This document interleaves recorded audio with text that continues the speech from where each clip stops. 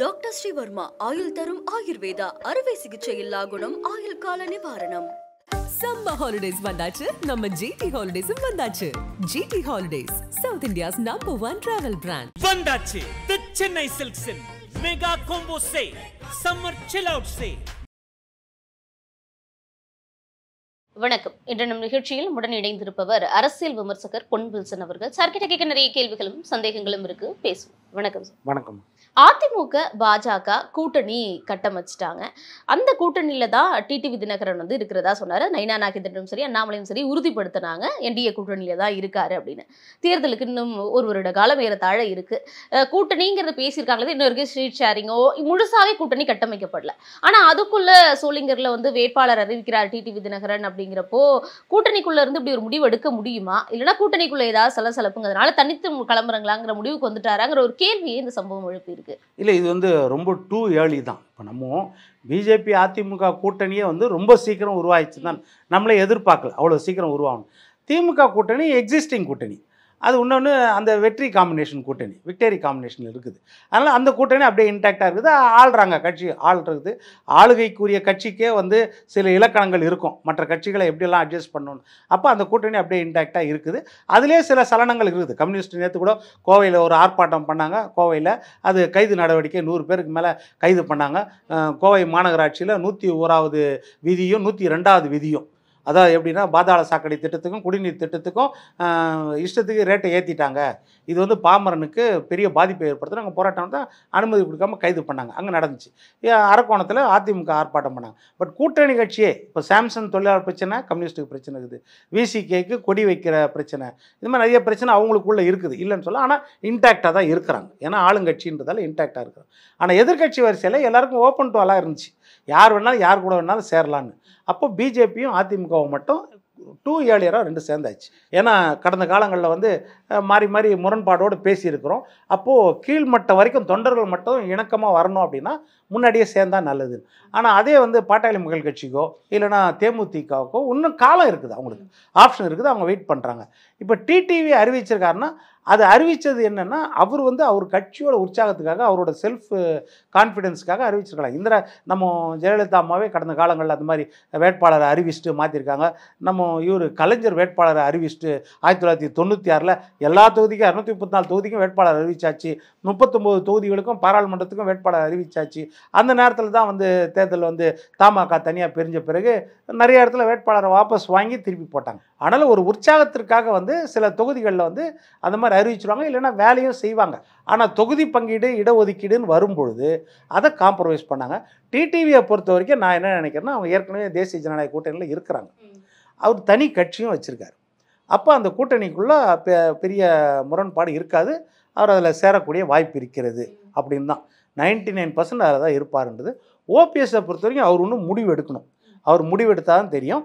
மற்றபடி அவர் வந்து அந்த அலையன்ஸில் இருக்கிறதால இப்போ எடப்பாடி அதிமுக சொன்னது என்னென்னா, எங்களை வந்து நாங்கள் பிரிஞ்சவர்களோ இல்லைன்னா வெளியேற்றப்பட்டவர்களோ வெளியேறியவர்களோ இணைக்கணும், ஒன்றா கட்சிக்குள்ளே சேர்க்கணும், கட்சி உள்ள விவகாரத்தில் யாரும் தலையிடக்கூடாது. கூட்டணியில இருக்கிறது பற்றி அது யார் வேணாலும் பேசிக்கலாம், அது பிரச்சனை கிடையாது. இப்போ அப்படின்றது என்னன்னா, சோளிங்கர் தொகுதி நமக்கானதா தான் வரும், நீங்க கவலைப்படாதீங்க, நம்ம தான் இங்க கிளம்புறங்க போறோம், அதனால அதுக்கான வேலைகளை செய்யுங்கன்னு சொன்னார்னா அது பிரச்சனை இல்லை.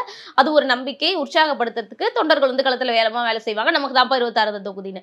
ஆனா ஒரு வேட்பாளரையே அறிவிக்கிறாருங்கிறப்போ கூட்டணி தலைமைன்னு ஒண்ணு இருக்கு, கூட்டணி கட்சிகளுடைய தலைவர்களுக்கு வந்து பேசணும், யார் யாருக்கு எந்த தொகுதிங்கிறது இருக்கு, அதுக்கு பிறகுங்கிறது வேற. ஆனா வேட்பாளர் அறிவிக்கிறப்பதான் இது வந்து ஒரு முரணா இருக்கே அப்படிங்கிற ஒரு சந்தேகத்தை எழுப்புது.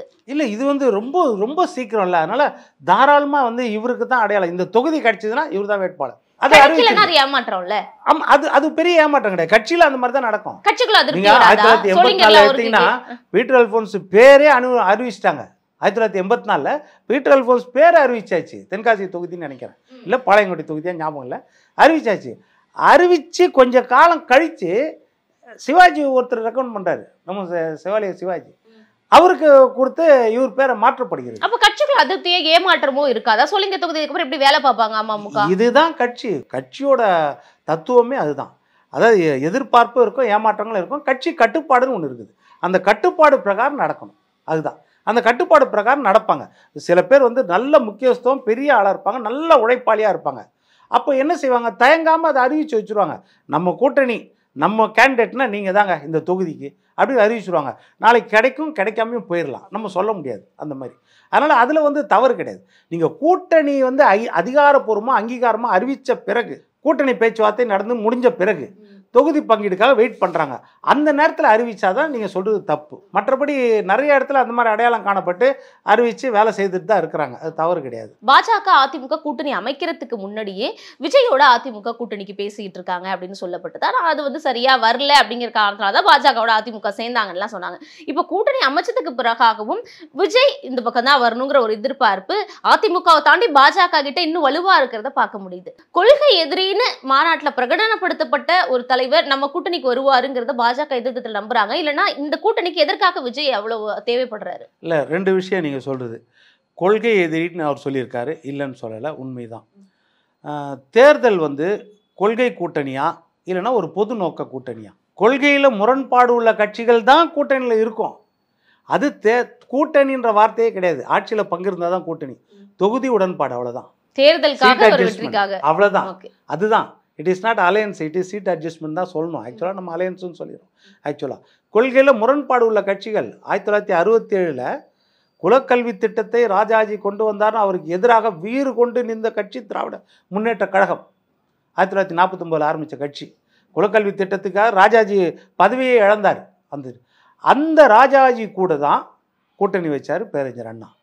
அப்போ கொள்கையில் முரண்பாடு உள்ள கட்சிகள். அப்போ சிபா ஆதித்தனார் கூட கூட்டணி வச்சார், மாப்போசி கட்சி கூட கூட்டணி. அப்போ அந்த மெகா கூட்டணி இருந்து தான் காங்கிரஸை வீட்டுக்கு அனுப்புனாங்க. அன்னையிலேருந்து இன்றைக்கி வரைக்கும் காங்கிரஸ் வர முடியல தமிழ்நாட்டை பொறுத்து. அப்போ என்னென்னா, கூட்டணி முடிஞ்ச பிறகு ராஜாஜி சொல்லிட்டார், தேனிலோ முடிந்து விட்டது, இனி மக்கள் பிரச்சனைக்காக நாங்கள் போராடுவோம் அப்படின்னு சொல்லிட்டு. அதுதான் வந்து கூட்டணியோட இலக்கணமே அதுதான். அதனால் கொள்கையில் வேறுபாடு உள்ள கட்சிகள் கூட கூட்டணி சேரக்கூடிய வாய்ப்பு இருக்குது. இப்போ திமுகவுக்கும் பிஜேபிக்கும் என்ன கொள்கை உடன்பாடு இருந்துச்சு? வாஜ்பாய் கூட கூட்டணி வச்சாங்க. அதுக்கப்புறம் நீங்கள் கேட்டிங்கன்னா காமன் மினிமம் ப்ரோக்ராம் போட்டாங்கன்னு. அது வந்து ஆட்சியில் பங்கு வகிக்கும் போது தான். தேர்தல் அப்போ காமன் மினிமம் ப்ரோக்ராம் கிடையாது. ஆட்சியில் பங்கு வகிக்கும் போது சிஎம்சி போட காமன் மினிமம் ப்ரோக்ராம் போடுவாங்க. அதனால் அந்த கொள்கையில் முரண்பாடு உள்ள கட்சிகள் கூட கூட்டணிக்குள்ளே வர வாய்ப்பு இருக்கிறது. ஏன்னா இவங்க என்னன்னா திமுகவை வீட்டுக்கு அனுப்ப வேண்டும். திமுக ஆட்சியில் எல்லா விதத்திலையும் வந்து தவறுகள் நடந்தது. கிட்டத்தட்ட 520 வாக்குறுதிகள், 128 பக்க வாக்குறுதி. அதாவது டிஆர் பாலு தலைமையிலேருந்து 8 பேர் கொண்ட குழு கொடுத்த வாக்குறுதி 505 வாக்குறுதிகள். திருச்சி மாநாட்டில் வந்து ஒரு 7 வாக்குறுதிகள் வந்து ஸ்டாலின் கொடுத்தாரு. இதெல்லாம் சேர்ந்தால் 512 வாக்குறுதிகள் கிட்ட. அதில் எத்தனை வாக்குறுதிகள் நிறைவேற்றிருக்காங்கன்னா ஒரு 80% கூட நிறைவேற்று, ஒரு 10-20% தான் நிறைவேற்றிருப்பாங்க. நம்ம எல்லாமே லைனாக சொல்லலாம். அது ஒரு பக்கம். சட்டம் ஒழுங்கு பிரச்சனை ஒரு பக்கம். பெண்களுக்கான பாதுகாப்பு, முக்கியமாக சட்டம் ஒழுங்கில் பெண்களுக்கான பாதுகாப்பு தான் ரொம்ப முக்கியம். அது இங்கே ஒரு கேள்விக்குறியாக இருக்குது. மாணவிகளுக்கான பாதுகாப்பு, சாதிய கொடுமைகள். 8ஆம் வகுப்பு படிக்கிற மாணவர் பையில், அறிவை வைக்க வேண்டிய பையில் அருவாள் இருக்கிறது. நீங்கள் பார்த்துருப்பீங்க நெல்லை பகுதியில். அருவாளை எடுத்துகிட்டு வந்து சக மாணவனை வெட்டுறான், ஆசிரியர் வந்து தடுத்தா அவங்களையும் வெட்டுறாங்க. இப்போ இதெல்லாம் ஜாதி கொடுமை. இதுக்கு எதிராக சந்துரு கமிட்டி போட்டாங்க. ஏற்கனவே 11ஆம் வகுப்பு சின்னத்துறைன்ற ஒரு மாணவன் வெட்டப்பட்டான், சக மாணவன் தான் சந்துரு கமிட்டி போட்டாங்க. அந்த கமிட்டி அறிக்கை என்னாச்சு? அது எந்த அளவுக்கு நம்ம வந்து இம்ப்ளிமெண்ட் பண்ணிட்டோம்? இவங்க ஆட்சிக்கு வந்த பிறகு கிட்டத்தட்ட 40 குழு போட்டிருக்காங்க. அந்த குழுக்கள் எல்லாம் என்ன செய்தாங்க? வந்த உடனே எஸ்தர் டஃப்லோ, ரகுராம் ராஜன், அரவிந்த் சுப்பிரமணியன் இவங்க தலைமையில் வந்து உலக பொருளாதார நிபுணர்களை வைத்து ஒரு குழு போட்டாங்க. நாங்கள் வந்து இந்த ஆட்சியில் வந்து 6 லட்சம் கோடி பட்ஜெட் பற்றாக்குறை, 3 லட்சம் கோடி பொதுத்துறை நிறுவனங்களில் இன்க்ளூடிங் மின்சாரத்துறை பொதுத்துறை நிறுவனங்களில் பற்றாக்குறை, கிட்டத்தட்ட 9 லட்சம் கோடி பற்றாக்குறை இருக்கிறது. நாங்கள் இந்த வாக்குறுதியெல்லாம் நிறைவேற்றுமான்னு உங்களுக்கு சந்தேகம் வரும். அப்போ இந்த பிரச்சனைகள் எல்லாம் மக்கள் மத்தியில எடுத்துட்டு போய் வச்சு பிரச்சாரமா முன் வச்சாலே அதிமுக, பாஜக, ஓபிஎஸ், டிடிவி தினகரன், தேமுதிக, பாமக வந்தா இதுவே ஒரு மெகா கூட்டணியா அமைஞ்சு அவங்களே போய் வைக்கலாம். இது எதுக்கு விஜய் வரணுங்கிற ஒரு எதிர்பார்ப்பு எதுக்கு பெரும்பாலும்? அவ்வளவு ஒரு பெரிய ஒரு ஃபேக்டரா மாற போறாரா விஜய் 26ல? இல்ல, எந்த கூட்டணி இருந்தாலும் அதான் ஒரு சிறு ஓட்டு கூட சேதாரம் அடையக்கூடாது. மேக்சிமம் ஓட்டை வந்து நம்ம கன்வெர்ட் பண்ணி வச்சுக்கணும். ஏன்னா எதிர்ப்பு ஓட்டுகள் பிரிஞ்சால் திமுக வரக்கூடிய வாய்ப்பு தான் இருக்கிறது. மறுபடியும் திமுக கூட்டணி. ஏனென்றால் நீங்கள் நல்லா பார்க்கணும், 2019 எடுத்துக்கிட்டிங்கன்னா 53.29% திமுக கூட்டணி வாங்கினது. அதிமுக கூட்டணி 30%, 23% வித்தியாசம் திமுக கூட்டணிக்கும் அதிமுக கூட்டணி. 39 தொகுதியில் 38 தொகுதி ஜெயிச்சாங்க. தேனி மட்டும்தான் ரவீந்திரநாத் ஜெயிச்சார். அதனால் அந்த தேர்தலில் 23.5% 2 பேருக்கும் வித்தியாசம், நடுவில் இடைவெளி. 2021 3 வருஷத்தில் வர்ற தேர்தலில் என்ன ஆச்சுன்னா, சட்டமன்ற தேர்தலில் என்ன இருக்குது? 10 வருஷம் ஆன்டி இன்கம்பன்சி அதிமுக மேலே. ஜெயலலிதா என்ற மிகப்பெரிய ஆளுமை மறைவு. கட்சிக்குள் குழப்பம், இரட்டை தலைமை, அகில இந்திய அளவில் அழுத்தம் சில கட்சிகளால், மாநில அளவில் அழுத்தம், கட்சி அலுவலகம் கூட ஆட்சி உடைக்கப்பட்டு சீல் வைக்கப்பட்டது மாநில போலீஸ் சப்போர்ட்டில். அப்படி இருக்கும்போது இதுக்கெல்லாம் கடந்து நீங்கள் பார்த்தீங்கன்னா 75 இடத்துல வந்து திமுக தோற்கடிக்கப்படுகிறது. 234 தொகுதியில் 75 இடத்துல தோற்கப்படுகிறது. 23% 2 பேருக்கும் வித்தியாசம் இருந்துச்சு. இப்போ எவ்வளோ ஆச்சுன்னா 5% வித்தியாசம் தான். அப்போ 45.36% தான் திமுக வாங்கினது, 40% அதிமுக வாங்கினது. 30% 40% உயர்ந்துச்சு அதிமுக கூட்டணிக்கு. பாராளுமன்ற தேர்தலுக்கும் சட்டமன்ற தேர்தலுக்கும் 10% ஏறிடுச்சு. ஆனால் திமுக கூட்டணிக்கு, அதே இன்டாக்ட் கூட்டணிக்கு 8% குறைஞ்சிருச்சு. அப்போ இந்த கணக்கு வந்து ஸ்டாலின் அவர்களுக்கு நல்லா தெரியும். ஏனென்றால் சட்டமன்ற தேர்தல்னா எடப்பாடியா ஸ்டாலினா, திமுகவா அதிமுக, அந்த நேர்கோட்டில் பயணிக்கும் போது நிறைய பேர் அதிமுக பக்கம் போக வாய்ப்பு இருக்கிறது.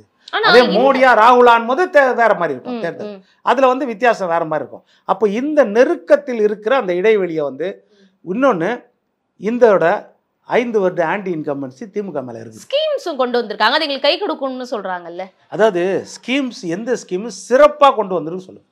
தனித்துவமான ஏதாவது ஒரு ஸ்கீமை சொல்லுங்க. தனித்துவம் அவங்க 100% தனித்துவமான ஸ்கீம்னா நீங்க சொல்லக்கூடிய உணவு தான் காலை உணவு திட்டம். காலை உணவு திட்டம் சொல்றாங்க, இந்த விடியல் பயணம் சொல்றாங்க, நான் முதல்வன் திட்டம் சொல்றாங்க, உரிமை தொகை சொல்றாங்க. அது மாதிரி கல்லூரி படிக்கக்கூடிய ஆண்கள் பெண்கள் 2 பேருக்குமே கொடுக்கக்கூடிய அந்த 1000 ரூபாய் உதவி தொகைன்னு, இது எல்லாமே ஒவ்வொரு வட்டத்திலையும் ஸ்கூல், காலேஜ், குடும்ப தலைவிகள்னு எல்லா வட்டத்துக்குமே போய் பயனடைஞ்சிருக்காங்க. அப்போ எல்லா ஸ்கீம்ஸும் கண்டிப்பா டிஎம்கேக்கு திரும்ப பலன் கொடுக்காதா அப்படிங்கிற கேள்வி முன்வைக்கிறாங்க. பயன் அடையாதவங்களுடைய எதிர்ப்போட்டு ஆட்டோமேட்டிக்காக வந்துருமா இல்லையா? அப்போ நீங்கள் சொல்கிறது 2,18,00,000 ரேஷன் கார்டு. நீங்கள் 128 பக்கம் அந்த தேர்தல் அறிக்கையில் எடுத்து படிச்சிங்கன்னா அதில் தெரியும். ரேஷன் கார்டு வைத்திருக்கிற, குடும்ப அட்டை வைத்திருக்கிற அனைத்து குடும்ப தலைவிகளுக்கும் மாதம் 1000 ரூபாய் உதவித்தொகை. ஒரு தேர்தல் வாக்குறுதி.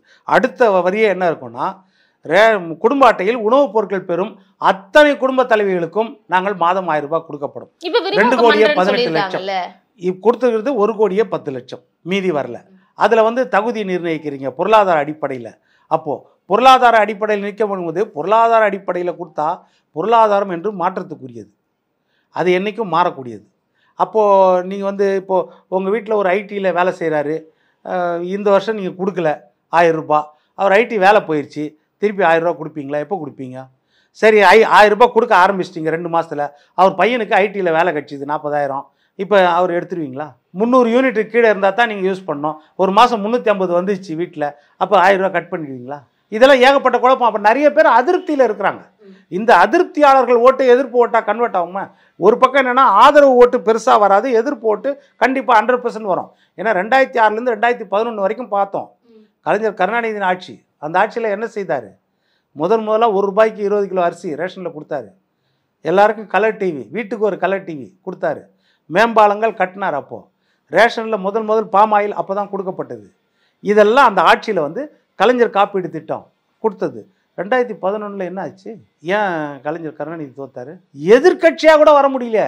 எதிர்கட்சியாக தேமுதிக தானே வந்துச்சு, விஜயகாந்த் தானே எதிர்கட்சி தலைவர். ஏன் எதிர்கட்சியாக வர முடியல? அப்படி ஆளுமை படைத்த கலைஞர் அவர்களாலேயே. காரணம் என்னென்னா, அந்த நேரத்தில் இருந்த அதிருப்திகள், நில அபகரிப்பு, அதே மாதிரி கட்ட பஞ்சாயத்து, மின்வெட்டு, இந்த எதிர்ப்பு ஓட்டுகள் அப்படியே கன்வெர்ட் ஆகும். அதுதான் திமுக கூட்டணிக்கு தெரியும். எதிர்ப்பு ஓட்டுகள் இதோட 5 வருஷ ஆன்டி இன்கம்பன்சி எல்லா துறையிலையும். இப்போ ஒன்றுவான அரசு ஊழியர்கள் 6 லட்சம் பேர் இருக்காங்க. பழைய பென்ஷன் திட்டம் கொடுத்தீங்களா? எப்படி ஓட்டு போடுவாங்க அவங்க? அதே மாதிரி எடுத்திங்கன்னா இப்போது நம்ம நெசவாளர்கள், அவர்களுக்காக தனி வங்கி ஆரம்பிக்கப்படும் நீங்கள் கொடுத்துருக்கீங்க. பஞ்சு, காட்டன் இன்னைக்கு விலை ஏறி போயிடுச்சு.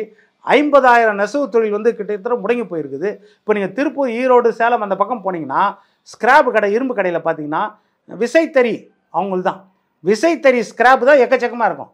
அவன் மூடிட்டு போயிட்டான். ஏன்னா மின்சார கட்டணம் உயர்வு எக்கச்சக்கம் உயர்ச்சாச்சு, ஃபிக்ஸட் ரேட்டு போச்சாச்சு, பீக் ஹவர்ஸ் ரேட்டுன்னு போச்சாச்சு, எல்லாத்தையும் போட்டு வச்சிட்டிங்க. அப்புறம் அவங்களுக்கு எப்படி கஷ்டமாக இருக்காதா? சரி, மாணவர்கள் கல்வி கடனை ரத்து பண்ணுவேன், நீங்கள் இன்றைக்கு வரைக்கும் ரத்து பண்ணல. அப்போ அந்த அதிருப்தி மாணவர் மத்தியில் இருக்கிறதா? ஆசிரியர்கள் வேலை நிறுத்தம். டெட் ஆசிரியர்கள் 2008லேருந்து வேலை இல்லை. 20,000 பேருக்கு நான் வந்த உடனே வேலை பெர்மனன்ட் கொடுப்பேன். நீங்கள் இடைநிலை ஆசிரியர்களுக்கு சம வேலைக்கு சம ஊதியம் கொடுப்பேன். நீங்கள் இன்னைக்கு வரைக்கும் கொடுக்கல. பகுதி நேர ஆசிரியர்கள், ஓவியர்கள், இந்த பிடி மாஸ்டரு, இவங்களுக்கு பகுதி நேர ஆசிரியர்களாக இருக்கிறாங்க, அவங்களுக்கு நிரந்தர வேலை கொடுப்பேன். நீங்கள் இன்னைக்கு வரைக்கும் கொடுக்கல. ஸோ இந்த அதிருப்திகள் ஓட்டுகள் அறுவடை பண்ணணும்னா எல்லாம் ஒரே அணியில நிக்கணும்னு சொல்றீங்க. அந்த ஒரே அணியில் நிற்க. ஆனா விஜய் தான் முதல்வர், தன்னை நம்பி வருபவர்களுக்கு கூட்டணி, ஆட்சியில் பங்கு, அதிகாரத்தில் பங்குன்னு சொல்லியிருக்காரு. அவர் எப்படி கீழே வந்து ஒரு 20 சீட்டுக்கோ 30 சீட்டுக்கோ வந்து ஒத்துக்குவாருன்னு நினைக்கிறது? இல்லை, அதெல்லாம் கட்சி ஒருத்தர் ஆரம்பிக்கிறாங்கன்னா நான் முதலமைச்சர் ஆகணும், நம்ம தான் முதலமைச்சர், நம்ம தான் ஆட்சி, மாற்றம், முன்னேற்றம், அன்புமணி, இப்படி தான் கடந்த காலங்களில் இருந்துச்சு. அதே மாதிரி இப்போ திமுக வந்து அதிமுக கூட காங்கிரஸ் கூட கூட்டணி வைக்கும்போது என்ன சொன்னாங்க? அப்போது அதற்கு முன்னாடி கலைஞர் என்ன சொன்னார்? என்னுடைய செல்வ மகள், அன்பு மகள் கனிமொழி அவர்களை இந்த காங்கிரஸ் அரசாங்கம் 190 நாள் சிறையில் வைத்து கொடுமை செய்தது. அந்த கட்சி கூட நான் எப்படி கூட்டணி வைக்க முடியும்? கூடா நட்பு கேடாய் முடிந்தது சொன்னார். மறுபடியும் கூட்டணி அரசியல்ல எதுவும் சாத்தியம்னு அதுதான் சொல்றேன் நான். அதனால இது வந்து அவங்க சொல்றது ஏன்னா இன்னும் தேர்தலுக்கு இன்னும் காலம் இருக்குது. ஆனால் அந்த நேரத்தில் வெற்றி வியூகத்தை வச்சுட்டு அடுத்த கட்டத்துக்கு நம்ம மூவ் பண்ணலாம் அப்படின்றது தான் அவங்க இருக்கும். ஏன்னா அதே மாதிரி தான் திமுகவும் 1949 ஆரம்பித்த கட்சி 52 தேர்தலே நிற்கல, 57 தேர்தல் நின்றாங்க. அதற்கு பிறகு 62 தேர்தல், 62 50 சீட்டு தான் ஜெயிச்சாங்க. அதற்கு பிறகு பார்த்தாரு இது கூட்டணி வியூகம் அமைச்சால்தான் நம்ம காங்கிரஸை வீட்டுக்கு அனுப்ப முடியும்னு, காமராஜரை வீட்டுக்கு அனுப்ப முடியும்னு அண்ணா திட்டம் வகுத்தாரு. இப்போ பாமக என்ன ஆகும் சார்? பாமக ராமதாஸ் அன்புமணியாங்கிற போட்டி இப்போ வரைக்கும் அப்பா மகன் சண்டை அப்படி இருக்கு. ஒரு சாரார் என்ன சொல்றாங்கன்னா, இல்ல இது வந்து குடும்ப சண்டை தான், பேசி சுமூகமா முடிச்சிருவாங்கன்னு. ஆனா இன்னொரு பக்கம் இது மாதிரி தானே சில மாதங்களுக்கு முன்னாடி நடந்தது, பேசி முடிச்சாங்க தானே, ஆனா திரும்ப விஸ்வரூபம் எடுக்குது இல்லையா? யார் தலைமையில் கட்சி இயங்க போகுதுங்கிற ஒரு முடிவுக்கு வந்தாதான் இந்த பிரச்சனை முடிவுக்கு வரும். சும்மா அப்பப்போ பேசி சுமூக முடிக்கிறதுலாம் வந்து இதோட முழுமையான இறுதி தீர்வா இருக்காதுன்னு சொல்றாங்க. இல்ல, நீங்க சொல்றது நியாயமான விஷயம்தான். ஏன்னா கட்சிக்கு ஒரு கெட்ட பேர் ஒன்று, இன்னொரு பக்கம் என்னென்னா தொண்டர்கள் மத்தியில் ஒரு சோர்வை ஏற்படுத்தும். ஏன்னா அவங்க வந்து ஒரு தைரியமாக நிற்கிறக்கூடிய ஒரு கட்சி, போராட்டம் எதுனாலும் அந்த தொண்டர்கள் வந்து உடனே வந்துடுவாங்க. மற்ற கட்சிகள் மாதிரி இருக்காது, அந்த கட்சியில் வந்து உடனே வந்துடுவாங்க தொண்டர்கள். எந்த ஒரு போராட்டம்னா கூட கடந்த ஆட்சி காலத்தில் கூட கடைசி காலத்தில் ட்ரெயின் எல்லாம் அடித்து கல் அடித்து பெரிய போராட்டம் ஆயிடுச்சு. அதனால் அது அந்த அளவுக்கு அவங்க வந்துடுவாங்க கடந்த காலத்தில் வந்த மாதிரி. அதனால் என்னென்னா அந்த தொண்டர்களுக்கு ஒரு சோர்வை ஏற்படுத்தும், இல்லைன்னு சொல்லலை. ஆனால் என்னென்னா அவங்களுக்குள்ள முரண்பாடு கூட்டணி விஷயத்திலையா இல்லை மற்ற விஷயத்திலையா அப்படின்னு தெரில.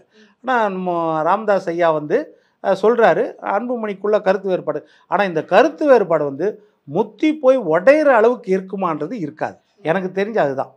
ஏன்னா முத்தி போய் உடையிற அளவுக்கு இருக்காது. அவங்களுக்குள்ள ஏதோ கடந்த காலங்களில் கூட்டணி வைக்கிறதுலையோ இல்லை மற்ற விஷயங்களோ ஏதோ கருத்து வேறுபாடு ஏற்பட்டு அதை வந்து அந்த அதிருப்தியை வெளிப்படுத்திட்டு இருக்காங்க ஒழிய மற்றபடி இது சுணக்கமாக போயிடும். ஆனால் இப்போ எதிர்கால இளைஞர்களை கருத்தில் கொண்டு பார்த்தீங்கன்னா அன்புமணி தான் இருப்பார். அன்புமணி தலைமையில் இருக்கும்.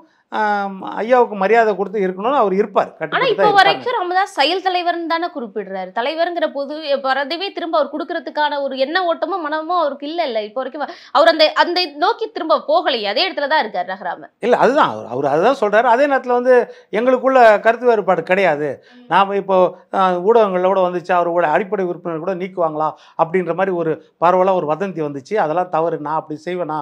அப்போ அவர் சொல்லுது என் மகன் இந்த கட்சிக்காக உழைச்சவன், அவனை போய் நான் அப்படி செய்வேனா அப்படின்ற மாதிரி தான் அவர் சொல்கிறார். அதனால் அது இணக்கம் ஆயிரும்னு நினைக்கிறேன். ஆனால் நீங்கள் சொன்ன மாதிரி உண்மைதான், கூடிய சீக்கிரம் இணக்கம் ஆனால் தான் அது நல்லது. ஏனென்றால் கூட்டணி வைக்கிறதுக்கும் பலமாக இருக்கும், ஒரு தொகுதி பங்கீடு பேச்சுவார்த்தைக்கும் பலமாக இருக்கும், சமூக நீதிக்காக நீங்கள் ஜாதிவாரி கணக்கெடுப்பு கேட்குறதுக்கும் பலமாக இருக்கும், நாளைக்கு இடஒதுக்கீடு கேட்குறதுக்கும் அதுதான் பலமாக இருக்கும். நீங்கள் இந்த பலவீனப்படுத்திட்டே போனீங்கன்னா இது எல்லாமே தள்ளி போகும். ஆனால் அது கூட்டணி கணக்கு தான் பிரச்சனைட்டாங்க. ஏன்னா பாண்டிச்சேரியில் நடந்த பொதுக்குழு கூட்டத்திலையும் கூட்டணி தான் அதிருப்தி வெளிப்படுத்தினாரு. தவறு செய்து விட்டோம், இனி செய்ய மாட்டோம்னு சொன்னாரு. அதனால அன்புமணி வந்து பாஜக அதிமுக கூட்டணி பக்கமும், இவர் தனி வேற ஒரு கணக்கு போடுறாரு ராமதாஸ் அப்படின்னு சொல்லப்படுது. இல்லை, அப்போ ராமதாஸ் சொன்னது நீங்க உண்மை. நீங்க சொன்னது என்னன்னா திமுக கூட்டணியை சொல்ல பிஜேபியா அதிமுகவா? ஆமா, அப்ப அதுதான் சொன்னாரு. இப்போ அதை வச்சுதான் அதிருப்தி. இப்போ அந்த ரெண்டு தூரம் ஒன்னா சேர்ந்துருச்சுல்ல, இப்போ அவங்களுக்குள்ள முடிவு எடுக்கிறது கொஞ்சம் ஈஸியா தானே இருக்கும். அப்புறம் ஏன் இந்த முரண் ரெண்டு பேரும் இப்படி இன்னும் இருக்காங்க? அந்த கடந்த கால தவறுகள் அதை வச்சுட்டு அவங்க ஒரு ஈகோ மாதிரி இருக்கு, அவ்வளவுதான். மற்றபடி வந்து அது இணக்கமாயிடும். ஏன்னா இன்னைக்கு வந்து அவங்க என்ன முடிவு எடுத்தாங்களோ ரெண்டு பேர் முடிவும் ஒன்னா சேர்ந்த மாதிரி தான் வருது. இப்போ ஒருவேளை இந்த கூட்டணியில் தான் இருக்கணும் அப்படின்றது தான் அவங்களுக்கு 90%. ஏன்னா திமுக கூட்டணி ஓப்பன் கிடையாது, அங்கே ஆப்ஷன் கிடையாது. அங்கே இவங்கள போகிற மாதிரியும் கிடையாது. அன்புமணி அவங்களும் மனைவியின் சேர்க்கிற கை மாதிரி இல்லை. ஓங்க வேண்டும்னு நினைக்கிறாரு கட்சியில. அதுல வந்து ராமதாஸுக்கு வந்து உடன்பாடு இல்லை. அது நான் தன்னுடைய பேரனுக்கு நீ கொடுக்க அனுமதிக்கல, ஆனா உன்னுடைய மனைவிக்கு மட்டும் கொடுக்கணும்னு நினைக்கிறியா? இந்த மாதிரியான பிரச்சனைகள் ஒண்ணு குடும்பத்துக்குள்ள போயிட்டு இருக்கிறதா தகவல்கள் வெளிவருது. இல்லை, அது வந்து இருக்கலாம் நீங்கள் சொல்லுது. ஆனால் அது வந்து சால்வபிள் பிரச்சனை தானே இருக்கும். இப்போ அதே மாதிரி திமுகவில் வந்துச்சு. அழகிரியா, தயாநிதி மாறனா, பேரனுக்கு முக்கியத்துவம் கொடுக்கறது, அங்கேயும் வந்து அங்கே சால்வ் ஆச்சா இல்லையா? ஒரு பக்கம் இன்னைக்கு ஊடகங்களில் என்ன பேசுவாங்க, கனிமொழி தான் அனுபவஸ்தர், அவருக்கு தான் அடுத்தது கொடுக்கணும் அப்படின்னு பேசுவாங்க. ஆனால் அதுலேயும் காம்ப்ரமைஸ், அதை குடும்பத்திற்குள்ளே நடக்கிற விஷயங்களில் நிறைய காம்ப்ரமைஸ் ஆகிடும் தான் நான் நினைக்கிறேன். அது வந்து அந்த அளவுக்கு பக்குவப்பட்டவர் தான் நம்ம ராமதாஸ் ஐயாவும். அதனால் அது நடந்துரும் தான் நினைக்கிறேன். இல்லைன்னா அன்புமணி எதிர்ப்பை பெருசாக தெரிவிச்சிருப்பாரு. அந்த மாதிரி இல்லையே. அவரும் சரி, இது காலப்போக்கில் சரியாயிடும், அப்பா தானே, அந்த நிலைமையில அவங்க இருக்கிறாங்க. கூடிய விரைவில் இருவரும் பேசி ஒரு முடிவுக்கு வருவாங்களா அப்படிங்கிறது பொறுத்து இருந்தா பார்க்கணும். இவ்வளவு நேரம் நிறைய கேள்விகளுக்கு மிக நேர்த்தியான தெளிவான பதில்கள் கொடுத்ததுக்கு நன்றி. நன்றிமா. டாக்டர் ஸ்ரீவர்மா ஆயுள் தரும் ஆயுர்வேதா அறுவை சிகிச்சை இல்லா குணம் ஆயுள் கால நிவாரணம். சம்மர் ஹாலிடேஸ் வந்தாச்சு, நம்ம ஜிடி ஹாலிடேஸும் வந்தாச்சு. GT holidays, South India's number 1 travel brand. வந்தாச்சு தி சென்னை சில்க்ஸின் mega combo sale summer chill out சே.